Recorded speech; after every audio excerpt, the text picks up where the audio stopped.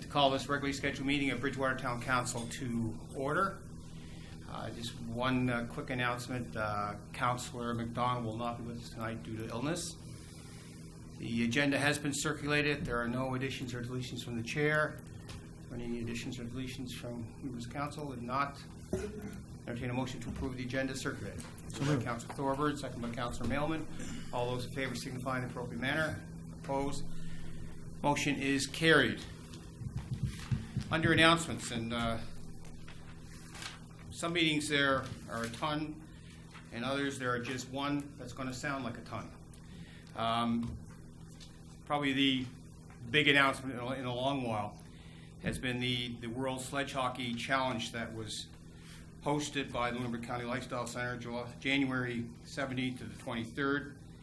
I think I'm safe in saying that didn't matter if you were a participant, a visitor, or a crazy volunteer. It was just fantastic. I think the games were exciting. I think those in attendance on Wednesday evening for Canada's dramatic 3-2 win over the United States in a shootout was fantastic.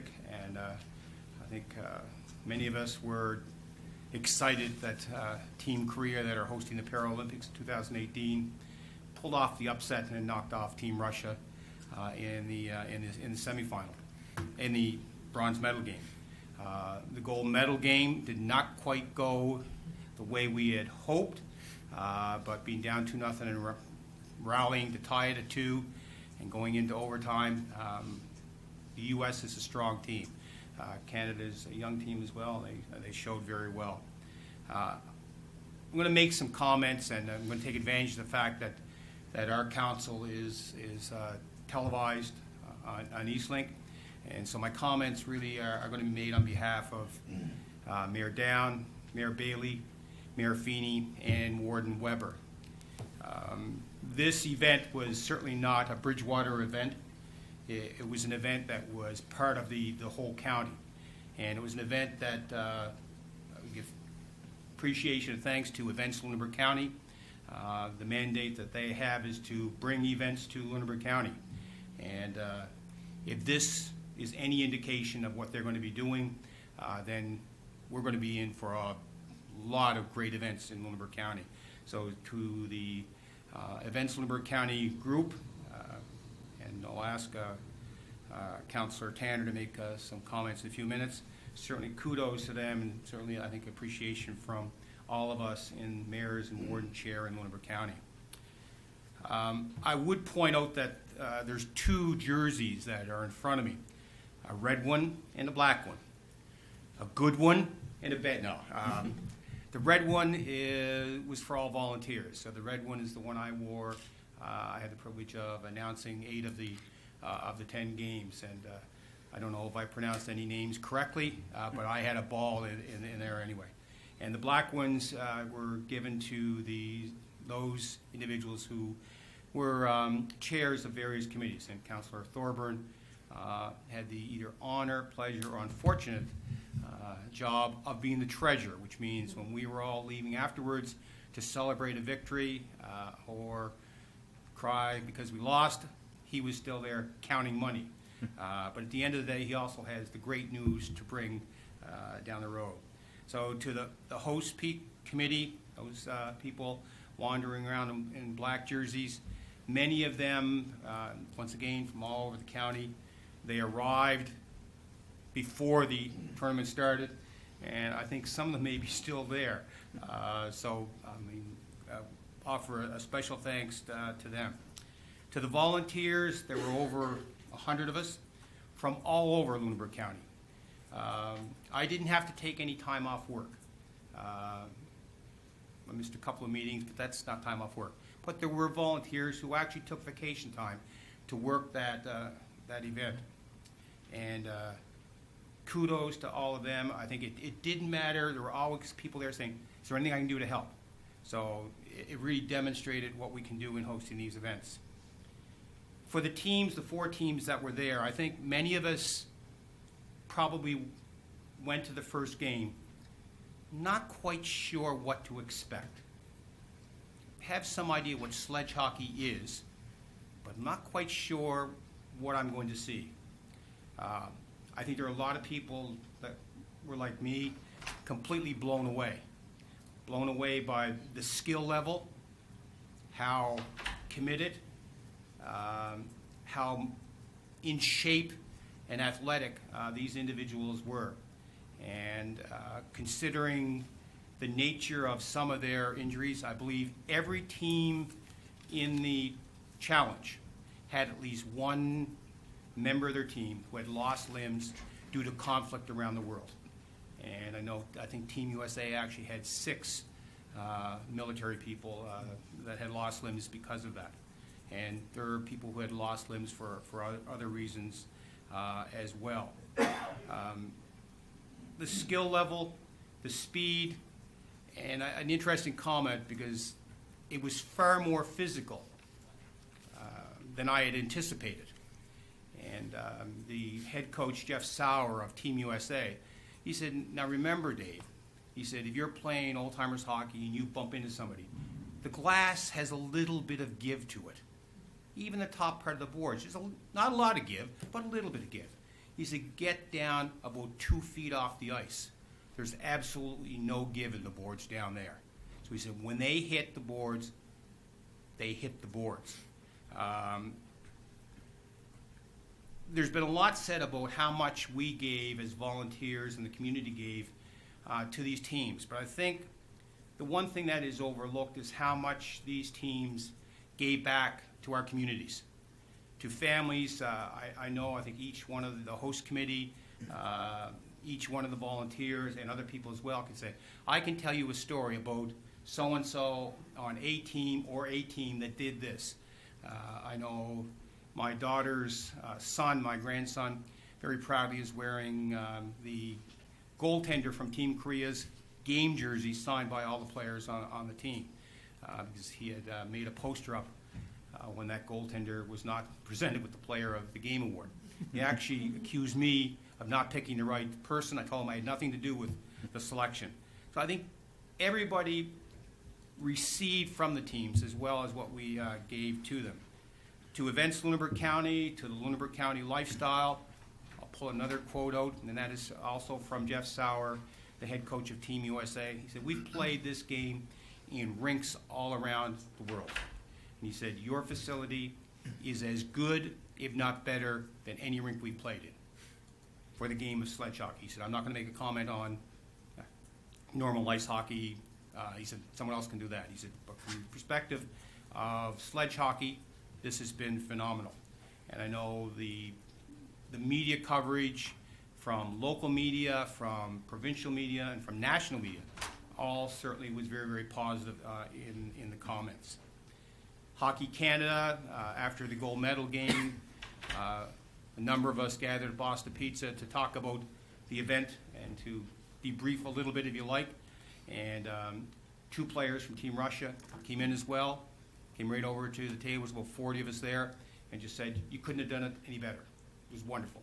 Hockey Canada, the same thing. They did look funny because they all came in dressed casually, and we're so used to seeing them running around the Lifestyle Center with suits on, so seeing them casually was a little bit different. I think when you look at that event, we now can relax maybe for a little while. We already know that Lunenburg County is hosting the 55-plus games in 2017. And what I want to re-emphasize is this is a Lunenburg County initiative. Events Lunenburg County, first one, the sledge hockey, is in the Lifestyle Center. 55-plus games will be all over the county. If we have a golf tournament, I'm sure it could be in Lunenburg, it could be in Chester, it could be at Osprey. So the events will be all over the county. We should be, I think, very proud. I know in a lot of discussions and meetings I've been with Mayor Down, just glowing remarks that we're all hearing about how well things were done. So I've asked Councillor Thorburn as part of the host committee and Councillor Tanner as part of Events Lunenburg County. They want to make some comments as well. And then any other councillor wants to make any comments on that event. Well, certainly for me, it was a pleasure to serve on the host committee, and we only had three months to pull this off. And The volunteers were amazing, 111, I understand today. Financially, it was above what we expected, beyond what Hockey Canada expected they would see. 2 sellout crowds. And there was an excitement in that arena on Wednesday night and Saturday night that was unbelievable. And if you didn't have a heart or a feeling, you were dead. But ticket sales, we estimated roughly 26. It's going to come in over 36. 50-50, 5 days, over $18,000. Our share, $9,000. And programs was $7,600. So it's just awesome. And thank Events Lunenburg County for having it. And I'd be proud to work with him on the next project. Thank you, Andrew. Andrew? Yeah, no, I mean, Events Lunenburg County, that's what we set the organization up to do. And, you know, because of the host committee and because of all the volunteers and because of the welcoming nature of Lunenburg County people, this was a world-class event. And, you know, frankly, we've proven to Hockey Canada that we can host a world-class event, and there'll be more of these that we'll be bidding on, and we stand a very good chance of getting them. As you mentioned, we've got 55-plus games in 2017. We're still waiting on word on Nova Scotia Music Week. And we're actively bidding on other events and so on, and it is Lunenburg County-wide, so that's the exciting part. Everybody in Lunenburg County gets to take part and experience it, so it's phenomenal. Councillor Thorburn? One more thing I forgot, and it's very important, because we had different sponsors, but I think the biggest package that we received the most support from had to be the sponsorship package involving the schools. We had 12 schools there, hundreds of students cheering for different teams. And Bernice and Dave Waters, co-chair, and Bernice is on the finance committee with me as well. They dreamed that up in the conception of it, and it really paid big dividends. See those cool kids come in there and watch the games, and the excitement they brought. They were very young to very old, from grade primary to grade 12, and none of them left their seats. It was amazing, and just wanted to mention that. And special thanks to Isabel, for she put up with me for 10 days, Michael, long hours. She never complained, and what a great person she is. And I just said, too, in the Hockey Canada always provided me with a script, so it was not a case of Mayor of Bridgewater ad-libbing and saying whatever he wanted to say. It told me what to say and when to say it.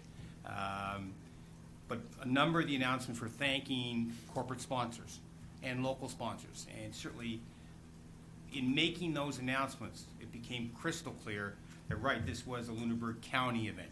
Because there were sponsors from all over the county who stepped up to the plate and provided sponsorship in some form, whether it be a game, whether it be medals, or in some fashion to make this a success. So kudos to the corporate community for stepping up as well.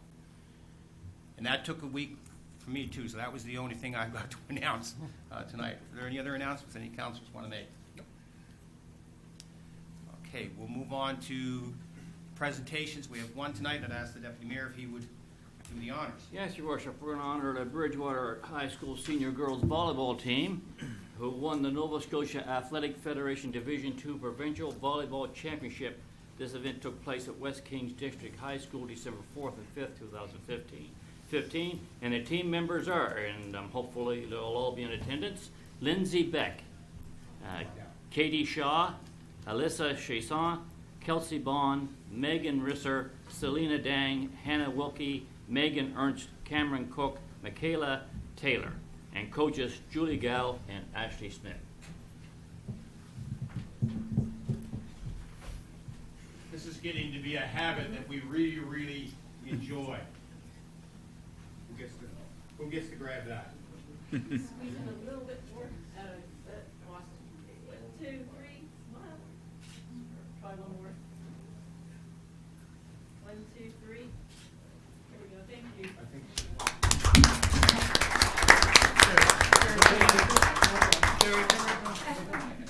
Sorry.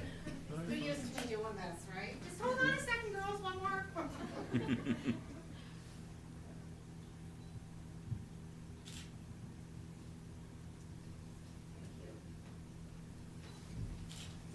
Thank you. Thank you.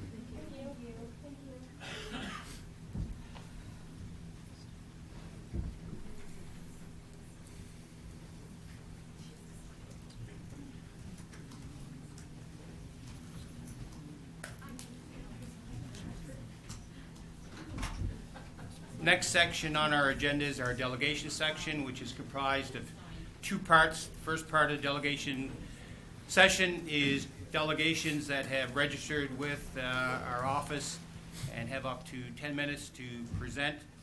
And then there would be time for questions from councilors. So the first delegation is Alicia Vandesad, Social Safe Communities, Lunenburg County, our senior safety program, and she is our senior safety coordinator. Welcome. Hi, good evening, everyone, councilors and Mayor Walker. Can everyone hear me? I'm soft-spoken, so I will do my best to project. I want to thank you all for the opportunity to have me come and present and introduce myself. Many of you will remember my predecessor, Beth George, who I had, I guess, the great pleasure of working with for a year before she left the program, and I am now tasked with coordinating the program on a full-time basis. So I realize time is of the essence. I have 10 minutes. I will give you a synopsis of what the Senior Safety Program is all about and tell you a little bit about the work that we've done this past year. I understand everyone should have a copy of our annual report, so any questions that arise out of that. And certainly, if there are questions in the middle of my presentation, feel free to stop me and ask. And I'm going to attempt to use the pointer and talk. Might be a bit of a stretch with my nerves here, but...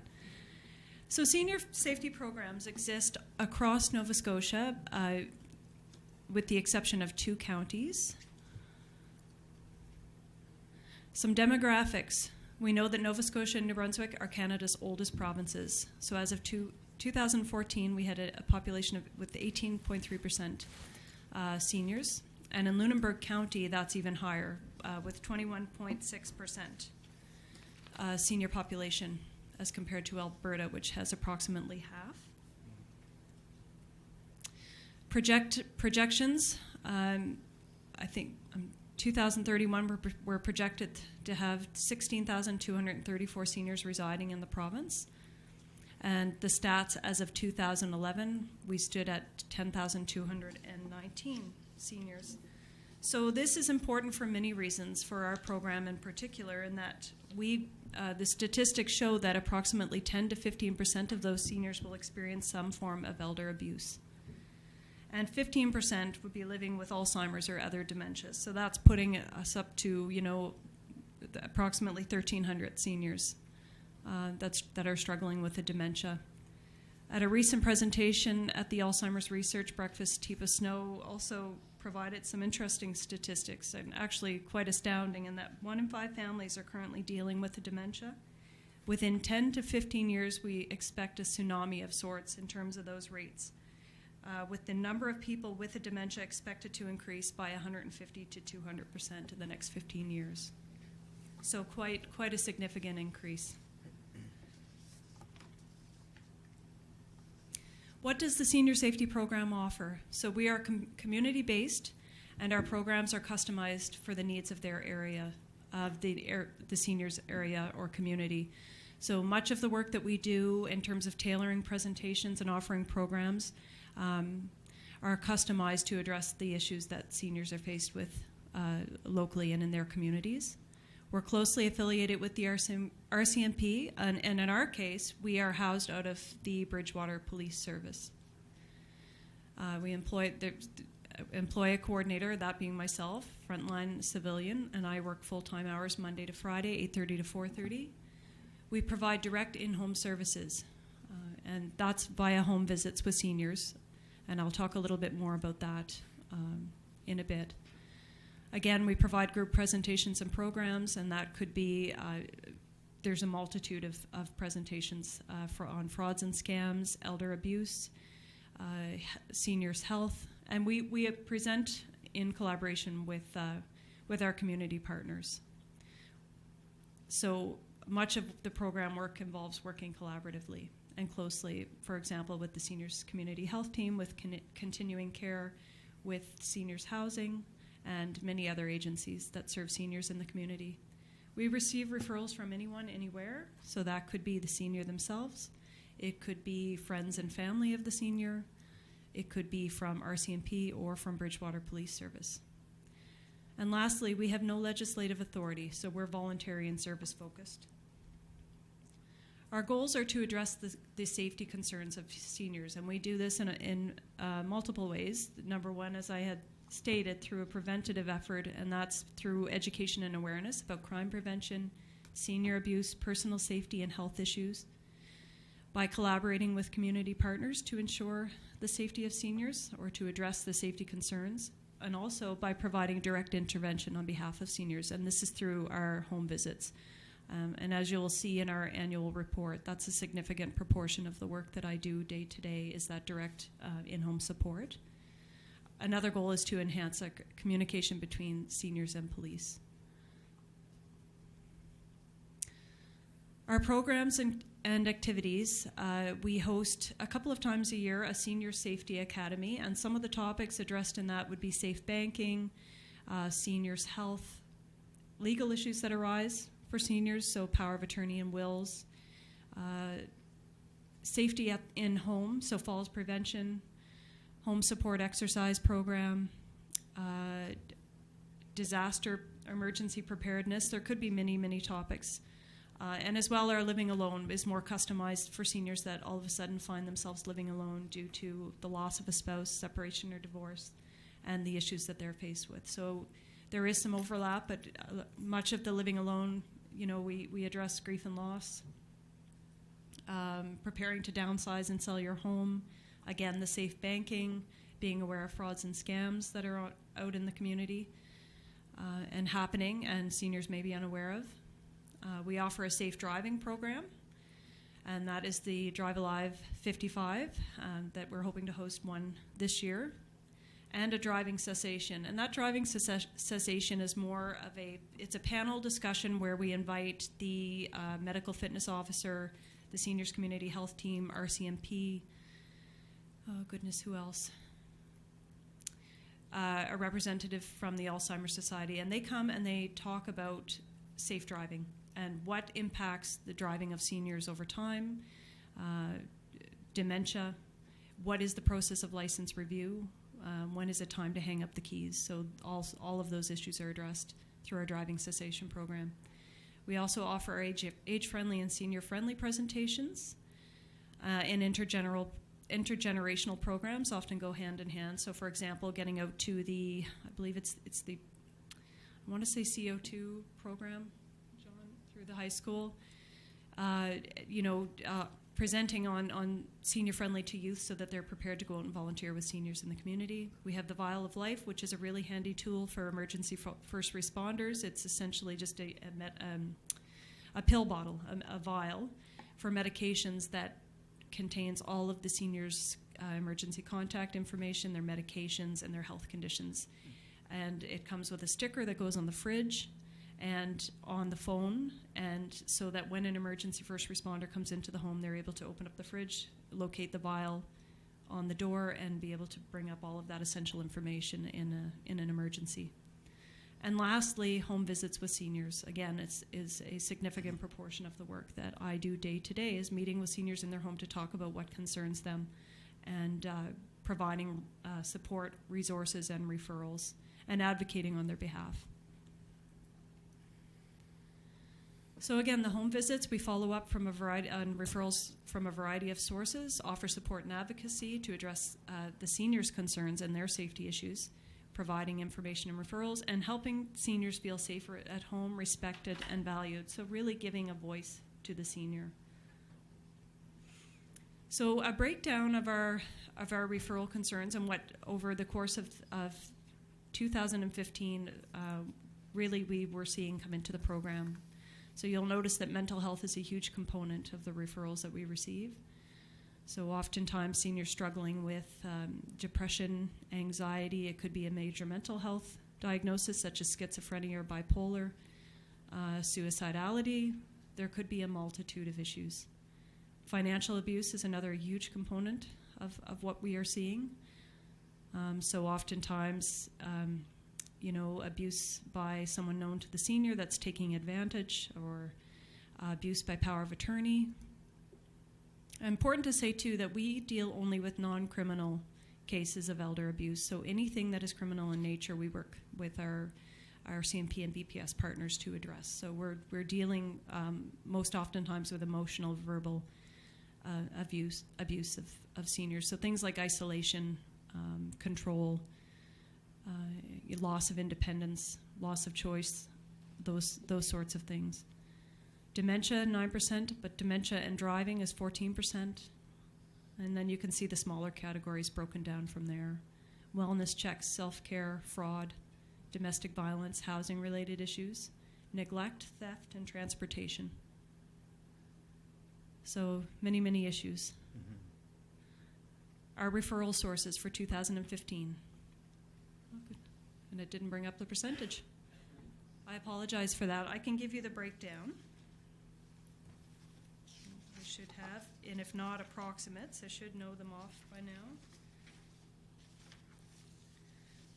So our community referrals for 2015 were up quite a bit to 36% of the referrals received from it could be continuing care, it could be from the hospital, friends and family.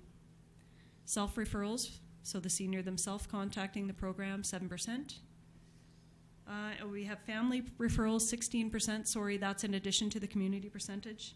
Bridgewater Police Service at 20% and RCMP at 21%.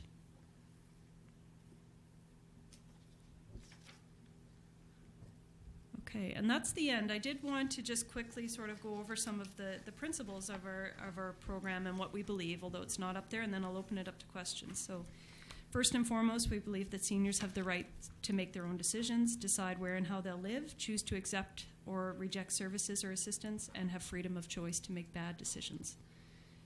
The interests of the senior will always take precedence over those of the senior's family or of other family members. And our interventions focus on the senior and only with their permission, so with their consent. And I'd like to open it up for questions. Thanks, Alicia, and certainly I think a wonderful program that's demonstrated over a number of years its value. And what struck me was the family and community percentages.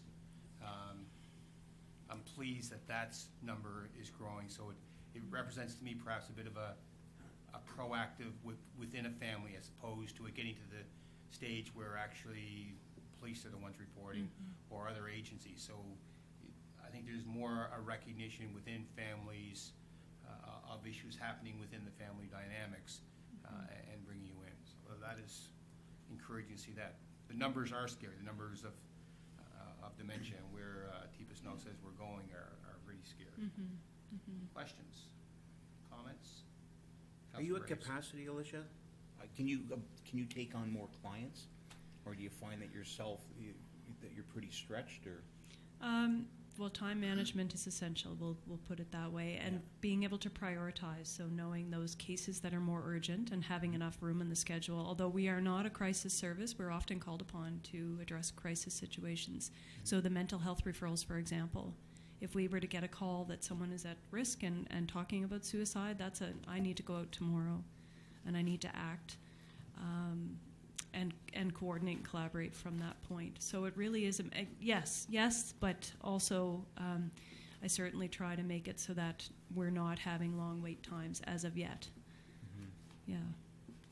And do you take volunteers out with you? So I'm just thinking, you go into a home and maybe the person's lonely and this person really just needs somebody to sit with him or her for an hour and your time is valuable. Would you use volunteers for stuff like that? Absolutely. We have volunteer victim services through Bridgewater Police and through the RCMP, and right now I'm coordinating with them on a couple of cases where the senior has agreed that it would be great to have some follow-up visits because it is difficult to keep up, and it's nice to visit. It's certainly a part of the job that I enjoy, but in terms of prioritizing, if it could fall with a volunteer, absolutely. So I'm in the process of making that happen on a few of our cases.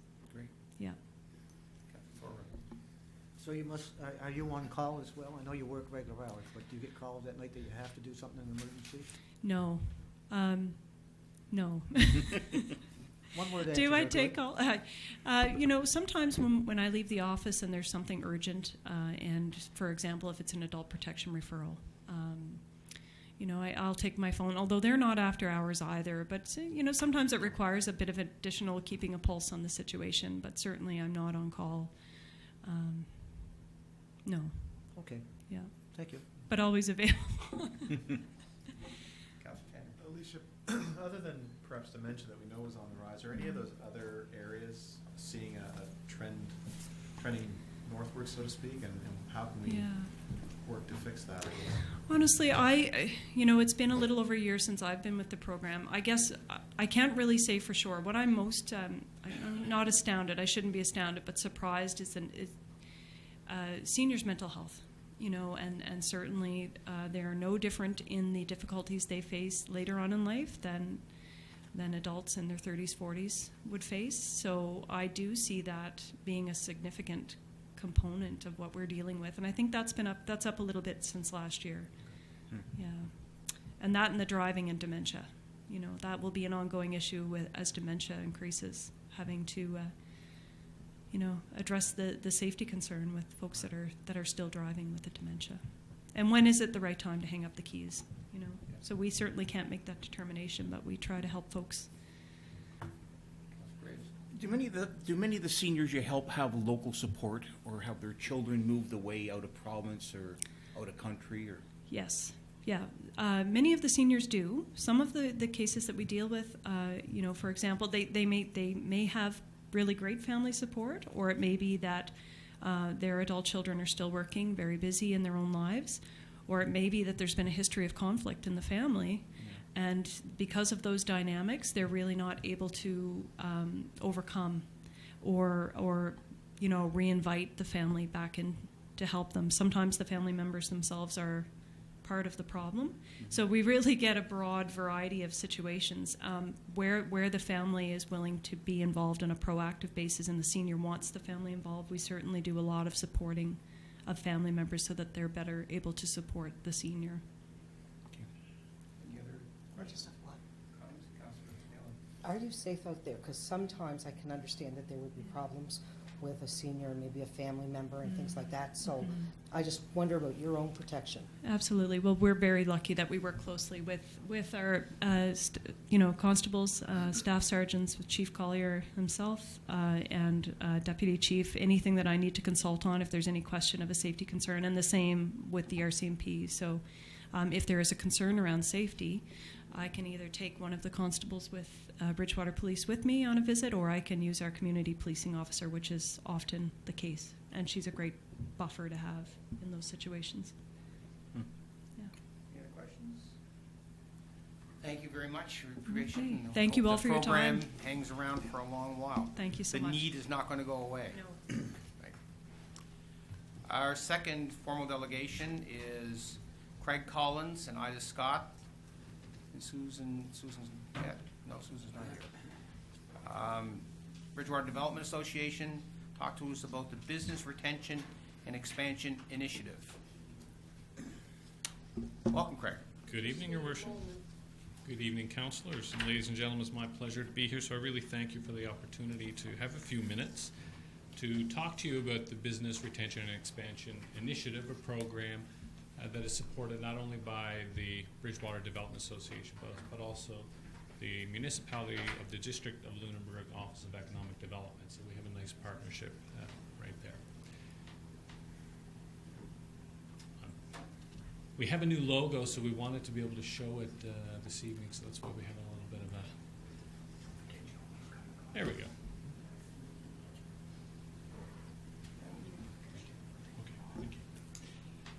So for tonight, I'll just be doing some speaking. Unfortunately, Susan Rossborough had a family commitment. She could not be here. So what I want to talk about this evening is bring you into the loop and share with you some really good news about what's happening over the next month with regards to business retention and expansion in the Bridgewater area. And I say the Bridgewater area very explicitly because we are not just focusing exclusively within the boundaries of Bridgewater, as business in our area certainly does not stop at the municipal line. So we need to be aware and understand that businesses outside of the town boundaries are just as important as those inside, and they what's good for businesses inside the town and what's good for businesses outside of the town are mutually beneficial. As way of background, all of this is couched within BRE, which is the Business Retention and Expansion International Organization. And we're very lucky to have Ida Scott leading not only BDA but also this BRE initiative. Ida is a BRE professional, so she has taken advantage and had the opportunity to get the education and the training to receive that designation. Ida is also currently the board president for BRE International. Many of you may recall that this past June, Bridgewater was able to host the annual BRE conference, which brought delegates from all over the world to Bridgewater. BRE itself is a professional organization which focuses on providing support and educational opportunities to economic development professionals throughout the world, and so that there is some commonality, there is some best practices that would be shared when work of an economic development nature is taking place, no matter where you might live. 10 years ago, the first BRE project was initiated in Bridgewater, and that encompassed surveying a number of local businesses. And at that time, we targeted 82 businesses. Collectively, they employed over 2,500 employees, which is quite amazing. We had a wonderful roster of volunteers. We had 55 volunteers who were trained and ready to go out and participate in this initiative. Without the businesses stepping forward and agreeing to being part of the surveying, being interviewed, as well as the volunteer group that we had, we would not have been able to have and be able to collect such wonderful information and data. You might recall that at the end of the BRE project, and I believe it was in June of 2006, that we actually did a public launch of the action plan, which at that time was at the Empire Theaters, where we opened it up to the public to come and hear what our business community was saying about some of the challenges that they had in order to maintain, in order to thrive in our community. So we're going to jump 10 years into the future, and now we feel it's time once again to undertake a BRE project. And our main goal for this project is to retain and expand local business by identifying challenges and helping facilitate actionable solutions. So it's not only hearing what the business community has to say about what are some of their challenges, but more importantly is to find an action plan where we can support businesses so that they can continue to thrive and continue to grow. It's very important that our business community understands that while we ask some very pertinent and detailed information and questions about their business operations, these are all strictly confidential. And this is part of the training that our volunteers get to understand that this information very valuable for economic development, but it's also very confidential. So we want to make sure that our business partners understand that. This time around, we are actually using a 10-kilometer radius of Bridgewater and into the district. If you think about it very quickly, going outside of any boundary, anywhere leaving Bridgewater, there is a lot of businesses that are right on the cusp of the town boundary. We didn't feel that it's appropriate to stop at the town boundary and not hear the voices of those businesses. Many of us use and avail of those services and buy the products that they provide, so we need to engage them in this conversation as well. So some of the bones about the BRE project for 2016. Over the 2-week period, starting February 15th through the 26th, our cadre of volunteers will be going out into the community, visiting businesses, and then taking some time to sit with business owners, business managers, business leaders to do interviews and surveys. We're being a little bit more ambitious. This time around, we're looking to target 100 businesses in our area, and with that number, we feel we need to increase the number of volunteers to 60. As I had mentioned earlier, volunteers are not going out without having some training, so we've identified a date of February 10th. The volunteers will be trained at Nova Scotia Community College so that they will be prepared to go out and do some really good work on behalf of the BDA as well as the municipality. We haven't set an exact date yet, but we're looking to once again publicly share the findings of this survey, and it will be in the March, April timeframe. So as soon as we get a better idea of that, we'll certainly be sharing that far and wide. One of the things that makes or breaks any type of project is the organizing committee, and I feel that we have a very, very strong group of individuals with a varied background, certainly led by Ida Scott and Dave Waters with their expertise in economic development. Bernice Theriault is also participating. Carrie Reed, who participated in 2006, is back this time, and she's leading our volunteer training and our volunteer initiative, and she works with TD Bank. Judith Scott from Community Services, and we have two business leaders, Elspeth McLean-Weil from the municipality, as well as John Swain within Bridgewater, are also voice of business and participating. And then our wonderful community volunteer who's done a lot of great work in our area, Susan Rossborough, is also on the committee. So we meet regularly. We are getting ramped up to push this out, and we're very excited with the depth of expertise and the insight that these people are bringing forward. So just to recap very quickly, the BREED project slated from February 15th through the 26th. It will be businesses in the Bridgewater area, which includes businesses within the municipality. A 10-kilometer radius is roughly what we're using. We are targeting up to 100 businesses this time, and correspondingly we feel that 60 volunteers will be required to meet that demand. And out of those findings, we'll be creating an action plan to actually not only find out what our business community are saying or some of their challenges that they see, we're also going to provide some action to how do we support what needs that they might have. And at a time and place to be determined later, but it will be shared publicly in a forum that we can celebrate our businesses, what they have to say, and how we go about to support them. And I think that is it, ladies and gentlemen. If you have any questions, I'd be happy to. Thanks, Craig, very much. I think I've already seen one or two ads in paper looking for volunteers. So That's correct. certainly as a community that has attracted a lot of retirees with a lot of experience, this would be a wonderful opportunity for them to volunteer a little bit of time and assist with the business community in identifying their needs. It would be great. Any questions to Craig? Councilor Thorburn. Just two, Craig. How long are the interviews? How long would they last? And I guess other part of that is, do you call ahead and make arrangements for the volunteers to show up and do the interviews?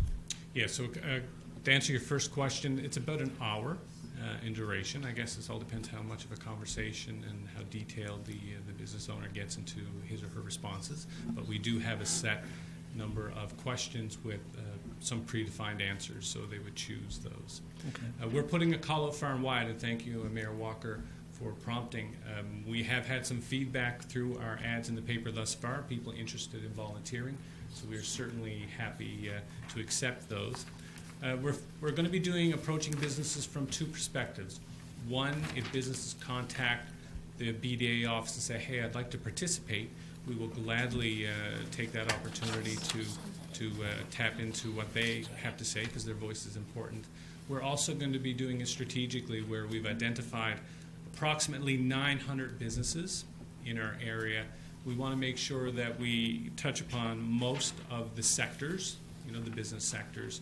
We also want to make sure that we touch upon businesses that are established, but also newer businesses as well. So we want to make sure that we get a nice cross-section.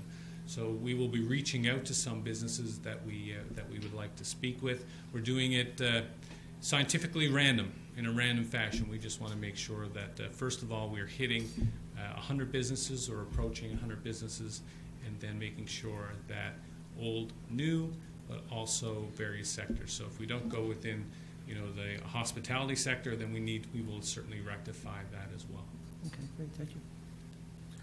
Craig, for business owners that just might say, listen, I'm too busy to even give you an hour of my time, can they fill out a survey online? Not obviously a more interactive one, but at least give you some data? Right now we're going with a face-to-face to actually make sure that, A, they understand the questions and the answers. Okay. That's our preferred method, to really connect with the business so that we hear what they're saying. Just a comment, I volunteered in 2006, and it was a lot of fun. Yeah. It was a really nice way to get to know some of the businesses and what their concerns were. It was That's good, right. so I would strongly recommend it. Wonderful, thank you. Any questions to Craig? Thanks very much, Craig. Hope the numbers come quickly in to get those 60 volunteers and everything goes well. But certainly, I think it's an important initiative to determine the needs of our business community and the action plan, things we can do to strengthen them, because we need a strong business community within our boundary and outside our boundary. You're right. People outside town shop in town, people in town shop outside town, people. We all share in the benefits, and so we want to make sure that our regional economy is strong. It helps us all, so. Absolutely. Best of luck. Thank you very much. Look forward to that March, April report. Absolutely. Thank you for your time. Thanks, Greg. The second part of our delegation session is anyone in the gallery can have up to 2 minutes if they wish to make any comments to council. Well, I guess you're the only one. It has to be you or nobody. Okay, minutes. There's a series of minutes. You have 3 minutes. November 23rd, December 14th, and January the 11th. I think we can either deal with those individually, or if you're brave, feel comfortable, we can deal with them collectively. But we do have to do something. Yep.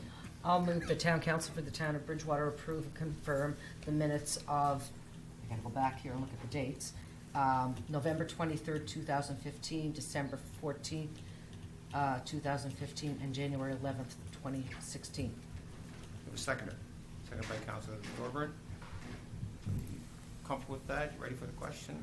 All those in favor of the motion signify in the appropriate manner. Opposed? Motion is carried. Item 7 is planning items. 7.1 is a preliminary planning report, proposed map text amendments for the Bridgewater and area interchurch food bank at 150 Churchill Street. Jessica, welcome. Thank you, Your Worship. As you saw in the report, the Bridgewater and area food bank, interchurch food bank, is proposing, has requested a rezoning of their property. They're currently zoned special commercial, and they would like to have the rezoning to institutional to better reflect what they are. Upon looking at this, the property that they're on was zoned special commercial prior to their occupancy there in 2000. And in the review for the 2014 preliminary planning documents, the institutional zone allows for food bank as of right in the institutional zone. Yet this was not transferred over into that zoning. So we thought this was a issue we want to bring forward. This time. Yeah. I was just wondering, you might want to bring your mic up close straight. Picks up Sorry the about volume. that, I forgot. Are there any questions to Jessica? That's very straightforward. Straightforward. The sad news is the food bank needs to expand. Yes. That means the need is increasing, but I think it's important that we do what we can to allow for that expansion, so it starts that process. So I'm prepared to bring a motion forward. I move that town council for the town of Bridgewater endorse the recommendation of staff and schedule a public participation meeting in consideration of the requested MSPS LUB amendments and are contained in document 16-011 for Wednesday, February 17th, 2016 at 7 p.m. and authorize staff to advertise as required. Seconder? Second by Councilor Tanner. Any further comments? All those in favor of the motion signify in the appropriate manner. Opposed? Motion is carried. 7.2 is a preliminary planning report. Proposed map amendments for Bridgewater Open Bible Church at 324 Jubilee Road. Jessica. Yes. This is the second rezoning application that we received to go from neighborhood commercial this time to institutional. So Open Bible Church has purchased the property across the street that was formerly the Dakin Convenience Store, and they would like to rezone it institutional to have it reflect the uses they would like to have for it. So we're prepared to bring a motion forward and Wasn't there a proposal a couple years ago about using that as a parking lot for the church? I'm not aware of that. There was nothing formal that came through this office. Wasn't there something about that? No. that They was just what- bought it some last discussion. year. Ah, okay. They had approached, they wanted to put an expansion onto their current church building on the other side of the road, but they were unable to acquire land from the town in order to do so. So this was their next plan, was to expand to purchase the building across the street, which had been for sale, my understanding is, for many, many years. yeah. so prepared to bring a motion forward? Yes, I move the town council for the town of Bridgewater endorse the recommendation of staff and schedule a public participation meeting in consideration of the requested NPS and LUB amendments as contained in document 16-012 for Wednesday, February 17th, 2016 at 6 p.m. and authorize staff to advertise as required. Seconder, Councilor Malin. All those meetings are held at the town office. We don't say that here, for the general public to know that. Right. Just got one question. Churches are tax exempt. Yes. As churches acquire property, is that property tax exempt? Yes. So that property has already been exempt once it took ownership. Yeah, I talked to. I don't think so. It says commercial exempt. Well, I talked to Nancy, yeah. But if Dawn can respond to Okay. that better. I just, the question I had is, as, let's say not oppose this, but certainly the move for churches to reach outside their church doors and play more of a role within the community and assist in the community. But certainly some of the uses that are projected in this becomes community meeting space. Well, then all of a sudden you have other facilities that rent their space to groups. So I just wanted to say, well, how far can this go? So if I belong to a church and they start acquiring property, every time they acquire a piece of property, that property is automatically exempt? That would be my understanding. Regardless of use? Yeah, I should have put that in. Good point, Council. I think just the fact that it's a church, but I will confirm this Okay, instant. yeah. So Uh, there, Okay. I was always under the impression it was just the church that was tax exempt. No, it's more than that. For example, you belong to a church and I belong to a church that have more than the church as part of the property that's tax exempt. What about the thrift store then? Up in the mall? They would pay rent. They would pay rent, yeah. But that would be a business. that's a business. The church, think. my understanding of what they're proposing to use this space for is for offices, A lot of their stuff. for a lot of the programs that run out of the church. They wanted to, it's more accessible for people with physical impairments to access the building than their current churches. And that's part of what they haven't been able to address with an expansion design for their church across the road. They're busting at the seams is what they have been telling us, so they need this Busting at the additional seams space. is a good problem to have. Ready for the question? Question. Question to call. All those in favor of the motion signify in the appropriate manner. Opposed, motion is carried. And third planning item is the 2016-17 pre-budget approval for the downtown plan. Jessica Don, who wants to describe I'll take that? that. And Jessica can jump in as she wishes. So there is a desire to get a tender out in the fairly near future for the work that's to be done on King Street this summer and fall. So staff are looking for a pre-approval. We've received, or Jessica has received, new budgets or new estimates from Acoustics, which are somewhat lower than the previous estimates, the total being $3.712 million. You'll notice that the original budget that we we had from the previous estimates was 4.5 million, so there's a savings there on the budget end. The last time we came to you, it looked like there was going to be a shortfall in excess of 600,000 from the previous budget. So there's a couple of factors that are affecting the fact that now the shortfall from the previous budget is only 139.5. There's a couple of things impacting that. One is that the cost estimates are lower. One is that the PSC portion of it and the associated funding has been pulled out of the estimates. And the third thing is that the first phase 1A, came in under budget, so we haven't had to use as much of the ECOA funding as we had anticipated. So these are the estimates based on the most recent estimates provided by Acoustics.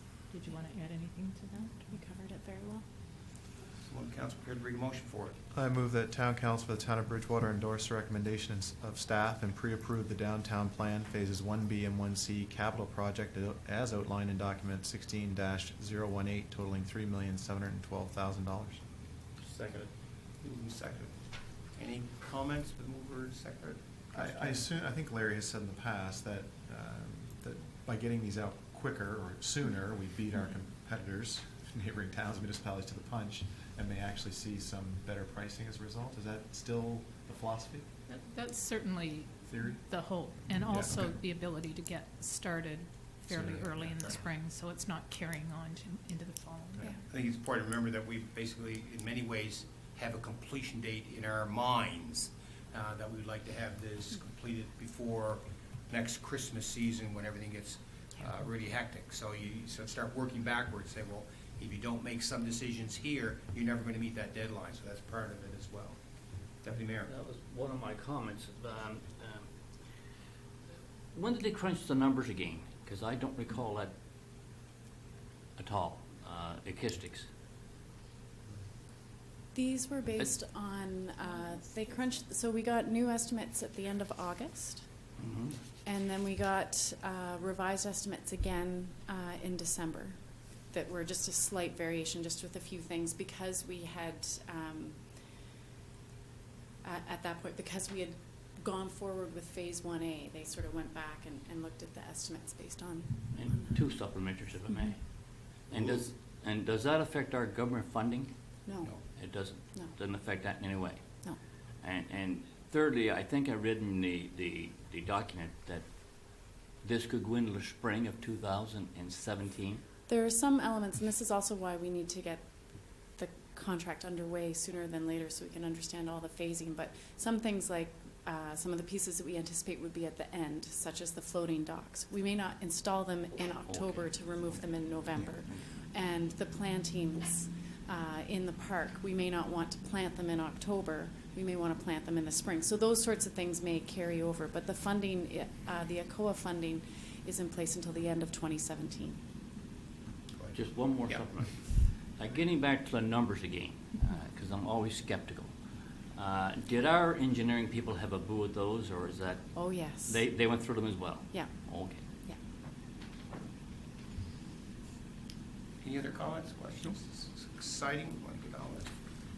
All those in favor of the motion signify in the appropriate way. Opposed? Motion is carried. Jessica, the tenders.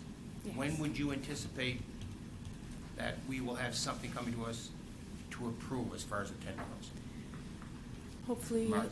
no, in February. February? Yes, yeah. That's what we're working towards. There's no correspondence for information, correspondence for action. 9.1, Bridgewater and Area Kinsman Club, a request for a proclamation for Kinsman and Kinnett Day, February the 20th, and the week of February 14th to 20th. Someone prepared to bring that forward? Councillor Thorburn? Whereas Ken Canada has been a vibrant, responsible All-Canadian Association of Service Clubs devoted to the concept of serving its community throughout Canada since its founding in Hamilton, Ontario on February the 20th, 1920. And whereas Ken Canada has been dedicated to meeting the needs of our community and has diligently sought the development and completion of timely, relevant programs to meet the needs and challenges of our ever-evolving society. Therefore, Town Council for the Town of Bridgewater, with the expressed idea of honoring our local club, declares February the 20th, 2016, Kinsman and Cadets Day, and declares the week of February the 14th to the 20th, 2016 as Kinsman and Cadets Week, a celebration of Kinsmen and Cadets in Canada, and urges all citizens to salute the local Kinsmen and Cadets. We have a second. Second by Councilor Graves. Great organization, doing good work in our community. All those in favor of the motion signify in the appropriate manner. Opposed, motion is carried. Under reports and recommendations, section 10, you have the building inspection report for December. That's for your information. I guess key thing is we're moving in the right direction. We'd always like to move faster at bigger dollar values, but we're moving in the right direction, and that's always encouraging considering the economy and some of the things that are happening in other jurisdictions. So, unless there are any questions, Councillor Thorburn. Yeah, just one for Don, I guess. Don, we carry this on a calendar year base versus a physical year base. Is that correct? That report is prepared on a calendar year basis, but So- the fees for building inspection is on a fiscal year Yeah, basis. okay. So we done good last year, have we?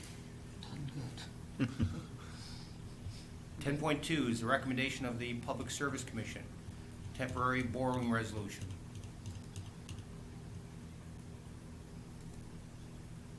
Don, yeah, go ahead. So, at the last council meeting, the town's temporary borrowing resolution came to council. It's just allows the Public Service Commission to temporarily borrow and to eventually debt finance some of their capital projects. The big one they've got going on right now is the Eagle Ridge Booster Station. That's why the amount is so high. And in order for the PSC to issue a debenture, the town has to guarantee it.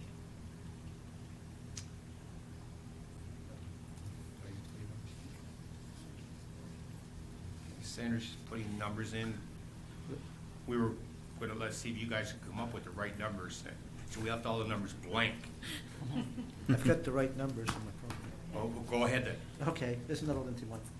Whereas the Public Service Commission of Bridgewater is a body corporate pursuant to the provision of Chapter 59 of the Statutes of Nova Scotia 1993, and whereas the said Public Service Commission of Bridgewater has resolved to borrow by the issue and sale of debentures a sum of $1,855,000 for the purpose of water systems, and whereas said Public Service Commission of Bridgewater has requested the town of Bridgewater to guarantee the principal and interest of said debentures when sold pursuant to Section 60, subsection 4 of the Municipal Government Act.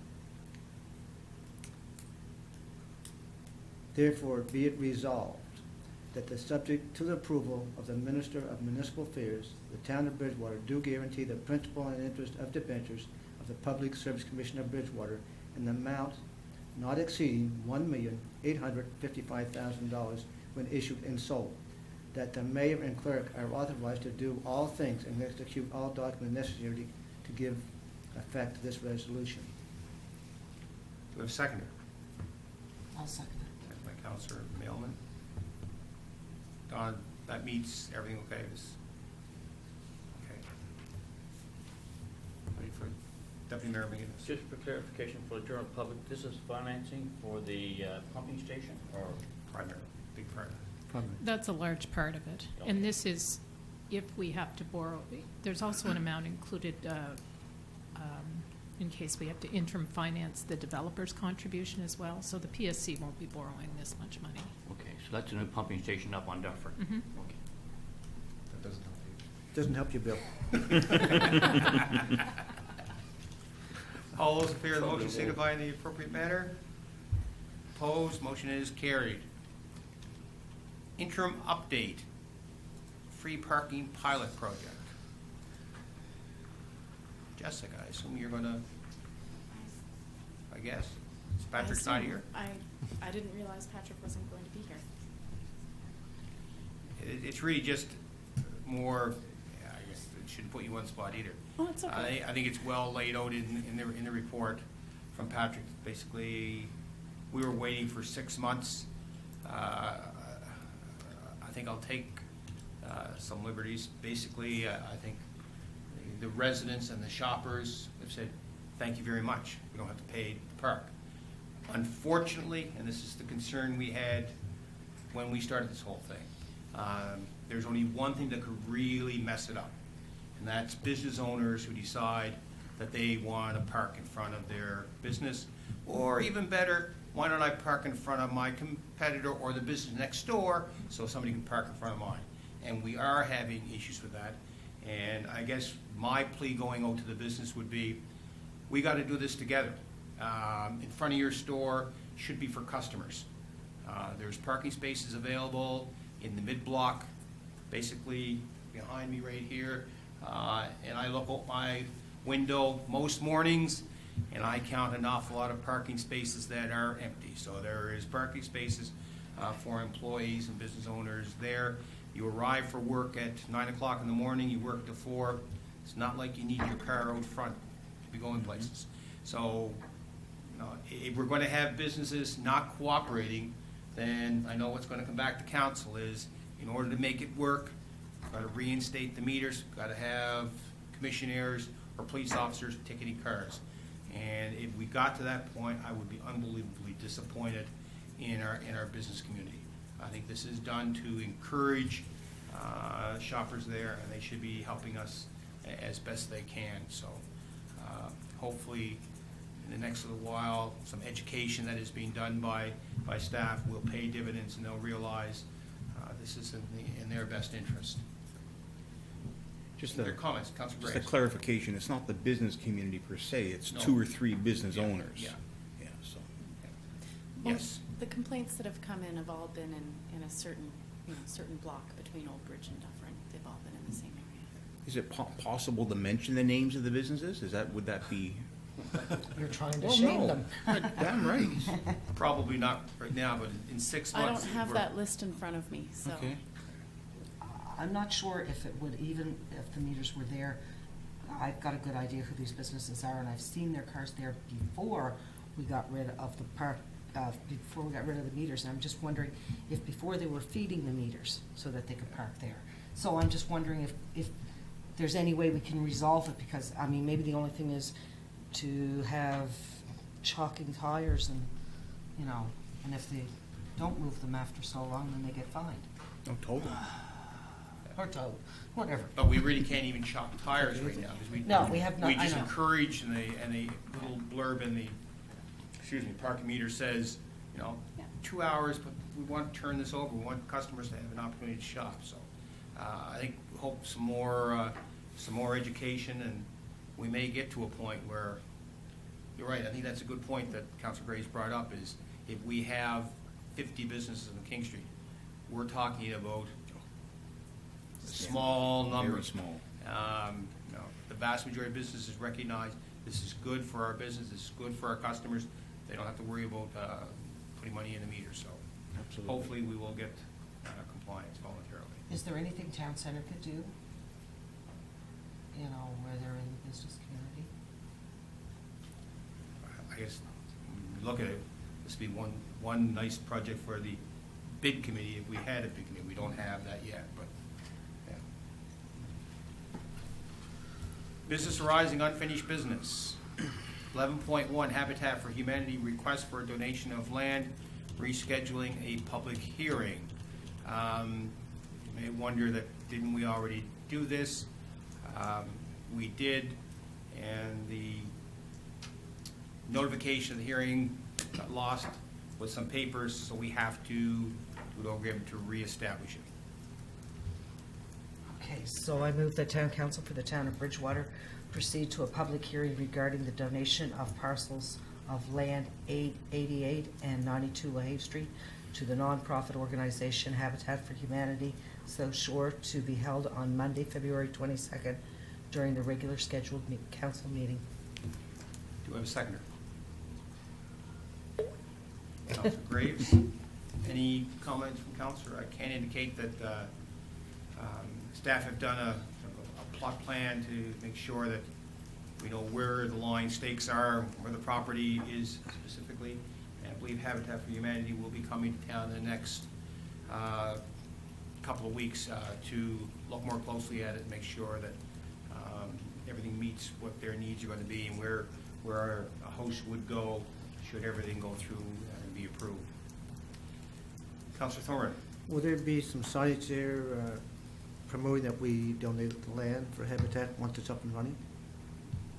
If this process goes positively, then what my understanding from talking to Habitat for Humanity, their goal is to have some signs up and construction started before the gala with Peter Mansbridge, so they could really promote it at that gala for the new family.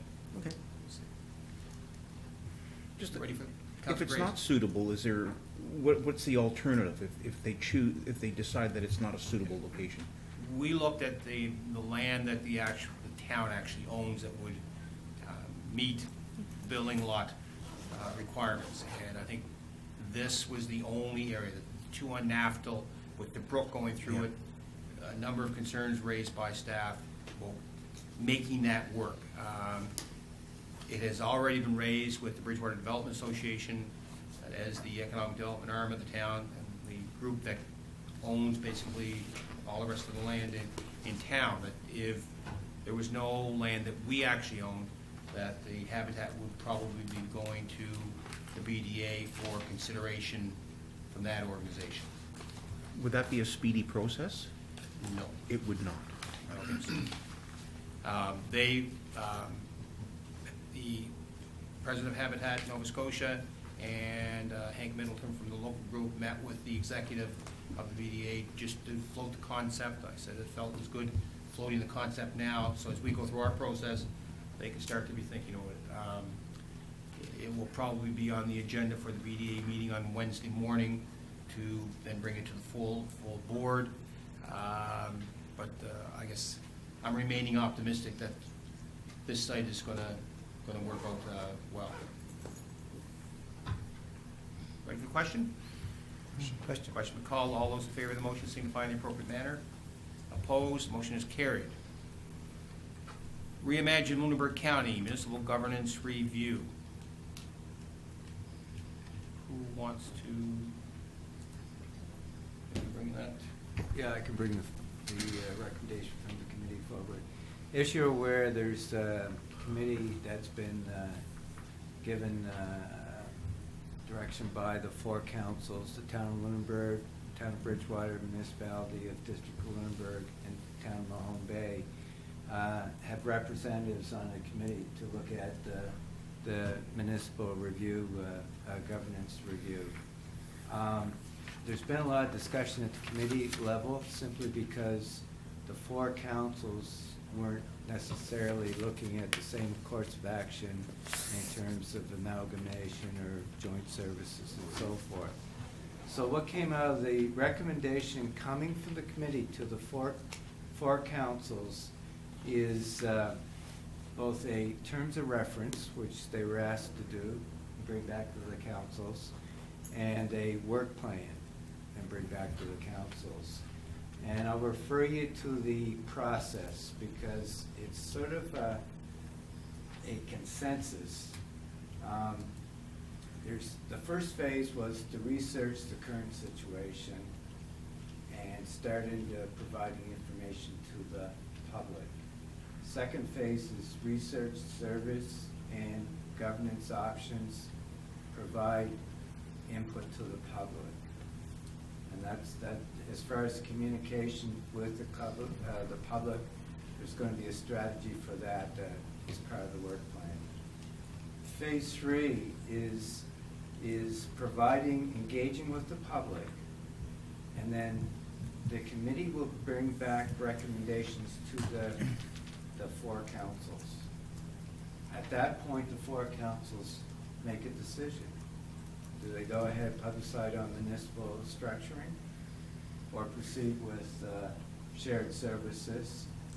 And if they decide to plebiscite municipal restructuring as a yes, then you make an application, UARB. Basically, that process allows all the parties to not obligate themselves to, well, we're going down the road to amalgamation, or we're going to continue and just stick solely with joint services. So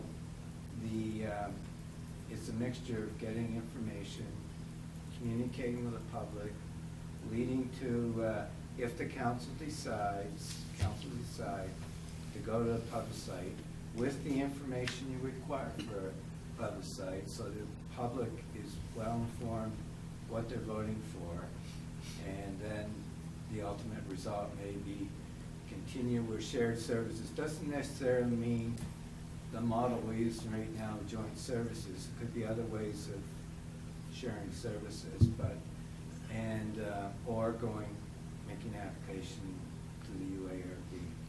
And that's basically the recommendation coming from the committee. The terms of reference and the work plan that puts us through that process.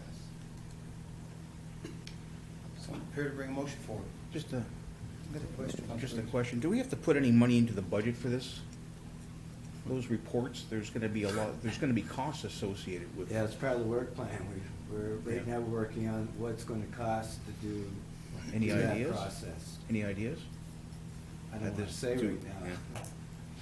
This is the same, we could have had this free. Yeah, I think it's important to note that the provincial government has done everything it can to encourage units to consider amalgamation. They've offered some carrots. I think we have perhaps automatically assumed that since we did not follow the recommendation from Mahone Bay to start the process right away, that all of those all the assistance from the province is gone. I guess I'm the optimist to say I don't think that they are. I think if we get the process going and we make application to the province demonstrates that it wants to see greater cooperation, more amalgamations, then I think the money is going to be there. And I think, quite bluntly, if they were to pull it off the table, then it'd be easy to look at them and say, we'd be willing to cooperate, we'd be willing to do the studies and get the necessary data. You're not willing to be a partner with us. So I'm optimistic that they're still going to be at the table with us, because you're right, if it all of a sudden comes down that we're now going to pay 100% of the cost for doing all the studies to accomplish something that they support, I can't see that happen. I think they're going to be at the table with us as a partner. Councilor Thorburn. Based on the letter in our attachment from MODL, does the committee feel that MODL are interested in pursuing with amalgamation? I don't think the letter supports that.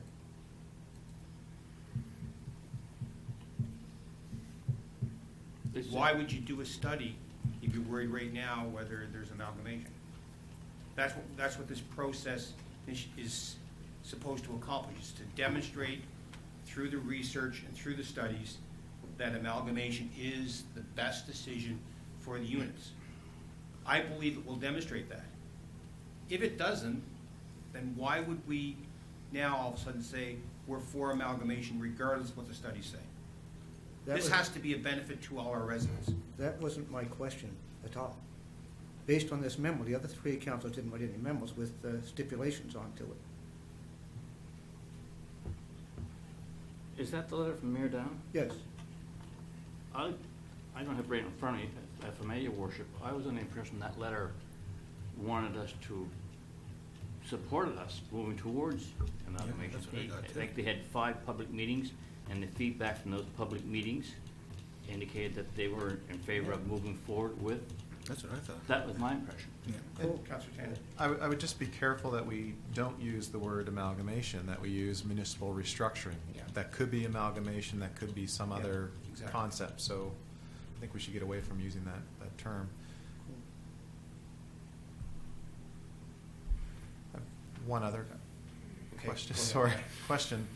And I probably don't have the right to ask this because I wasn't at the January 7th meeting, I was away for work, but in the process flow, there is still a item at the bottom called proceed with shared services, which to me either should be removed or should be in the parallel line that we are still proceeding with shared services with whatever partners would like to participate with shared services. And I guess, did that come up during the January 7th meeting again? If I may. Deputy Mayor McGinnis. Short answer, no. And one of the reasons why I have difficulty with this document, because we have a process in place right now that is actively moving forward with sharing services. And by the time this report is finished, hopefully we'll have one or two more services in place. And if we ever get down to restructuring, we'll probably have them all amalgamated. I'm not totally happy with how fast we're proceeding. I don't have any big problem with how we're doing it. It's not moving as rapidly as I'd like to see it move. Can I ask your interpretation then? When it gets to phase 3 and council decision, and then if you go down to my left, proceed with shared services. My interpretation of that is that basically this committee then says, we're through, that we're going to proceed with shared service, which is the committee that's already established under municipal joint services. That's my understanding. There can be different permutations of shared services. I'll give you an example. Like there's a model we're working with right now with the Joint Service Board. The participating units, they decide to have a service provided by that body. Another example is, say, legal services or accounting services.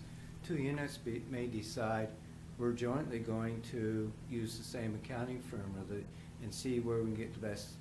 So, but that's just another permutation of shared service. I'm going to argue with you there, because my understanding was the Municipal Joint Services Board would select a service to explore, and we could very well say we're going to contract that service out, and it won't be provided by the board or the unit. I don't see how it's any different, frankly. That's what I struggle with. To me, with the shared services, it was examining a service to determine Best if way it to could deliver. be offered more effectively, efficiently, and sustainable, either by municipal joint services board, by contracting it out, or whatever. So I think I'm sort of clear in that one. And I think with this process, and I agree with the deputy mayor, I'd love it to go to 78 instead of 33 1/3. However, the goal, I think, at the end is still where I would like them to be. It's just going to take longer than I had hoped. But I'm not willing to throw this out because of that. But right now, we have nothing to throw out because we don't have a motion on the floor. So I'm prepared to bring a Well, I'll motion. put it on the floor just for the fun of it. I thought you would, Councilor. The Town Council of the Town of Bridgewater approved the terms of reference and work plan for the Municipal Governance Review Steering Committee as presented in document 16-015. Do you have a second?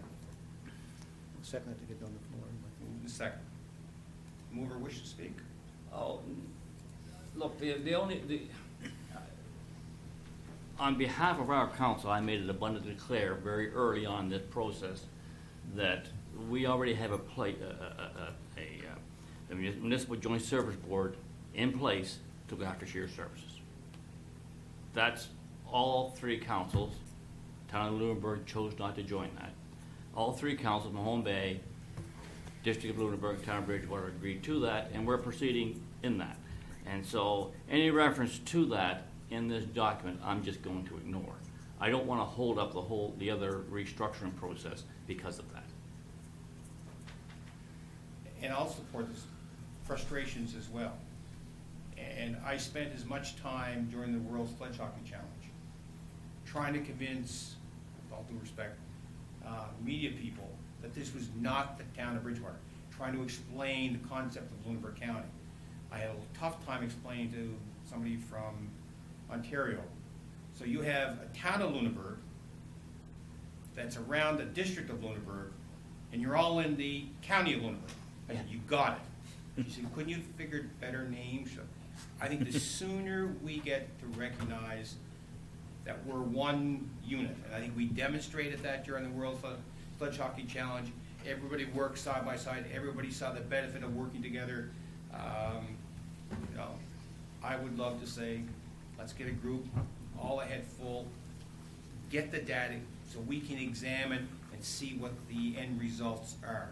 Does it demonstrate we would be better off? However, I'll vote in favor of the motion because it at least starts the process.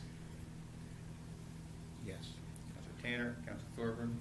Yeah, I mean, I'll be voting in favor of the motion as well, because I think it does put us on the right track. You know, again, I had an online debate with a counselor from another unit that is not part of Municipal Joint Services about the fact that, you know, he was in essence saying that we should explore shared services. Well, we're already doing that. Come join the Municipal Joint Services Board, and you know, we stressed that several times, that the town of Lunenburg is at any point in time welcome to come make a proposal about why they would, or how they would like to join the Municipal Joint Services Board. And I'm not sure how much more we can stress it.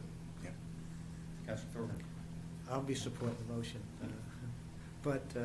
And I agree with Andrew. I think the shared service was started in year one. I think they're making great steps, and I think we have to look at the positive side of shared service and what it will lead to. And if it leads to everybody in Lunenburg County on the same page, well, let's get her done. Councilor Millen. I will vote for it. I'm like everybody else, like why are we rehashing joint services over and over again when we do have something in place and it's working? I'm hopeful at the end of this, when we finally do come to some conclusion, like we do have a unified, you know, group, not everybody running off on their own again. I think that's what we tried before, and it wasn't a bad idea last January when we were working on that from January and February. You know, it was positive stuff. It was Lunenburg, it was District of Lunenburg, it was us, Town of Mahone Bay, and I mean, we were working towards something, and then come the summer, things sort of fell apart. Councilor Graves. Yeah, I believe that we're better together. We had an opportunity in the spring, or in the late summer, early fall, through the UARB to have this pretty well taken care of before the next election, and we could have had the plebiscite then. What concerns me is at the end of all this, there's still the option of people opting out. And that could happen year after year and study after study, and there should have been something that just kind of says it's, you know, sit or get off the pot. Councilor Thorburn. One last comment, and where we are discussing Lunenburg County, has municipality for the District of Chester been actively pursued to be a member of this board? They were initially. And they opted not? They opted not. Well, at least we offered. Yep. Councilor Tanner. Well, Deputy Mayor made a comment, but I mean, they are exploring, you know, buying some services from us, from the Municipal Joint Services Board, so that's taking part as far as I'm concerned. Okay. Start. Deputy Mayor Graves. With respect to Councillor Graves' question on costs and budget numbers, I brought that up at the last meeting because I thought we should have some sort of a number we might need for our budget process. Yes. So, and Mr. Smith can probably help me out here. Were you at the last meeting, Ken? Yes. Yeah. What did they say that they're going to try and get some numbers around this report to give to us? For the next meeting. For Right the next now, meeting, yeah. the CAOs are working, trying to gather some numbers, so that's why I couldn't make So a hopefully- statement, because it's in progress. Hopefully so we'll have some numbers. that's what our in time target for is, budget. yeah. Yeah. Time for the budget. Ready for the question? Question. Question called. All those in favor of the motion signify in the appropriate manner. Opposed? Motion is carried. New business, item 12.1, pension wind-up funding for municipal joint services. Dawn, do you want to give us the bad news?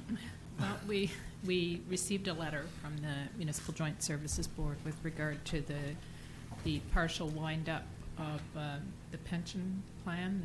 The Municipal Joint Services Board, as you know, looks after solid waste. And those employees have moved from a defined benefit plan that they were with MODL to a defined contribution plan, which has triggered a partial wind-up of the pension plan. And so I guess the total estimated liability is about, I guess they don't have a total on it, but it's certainly in excess of $1 million. Our share would be $257,286.74, which is 22.87% of the total. And clearly wasn't included in our budget, so I'm suggesting that it would be funded from operating reserves. So I'm prepared to bring a motion forward.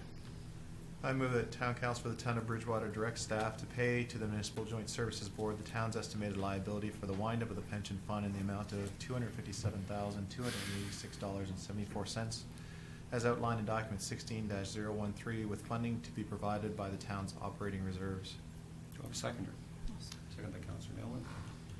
Any comments? Councillor Tanner. You know, honestly, this is a good news story, despite the dollar figure. You know, had we let this simmer on and not deal with it, it would have been a larger number as time grows. Liability would have been a larger number. And the staff are very happy about it. They're happy to be more in control of their finances going forward. So it is a good news story. Okay. Ready for the question? Councillor Thorburn. Just one, when I go down the thing, I see the town of Lunenburg is in there for some required funding too. Is that been confirmed with him? Yes. The town of Lunenburg were part of the regional plan, and they opted out in 2012, I think it was. And so up to that point in time, they had an obligation, and they have agreed to that, yes. Okay, wonderful. All those in favor of the motion signify in the appropriate manner. Opposed, motion is carried.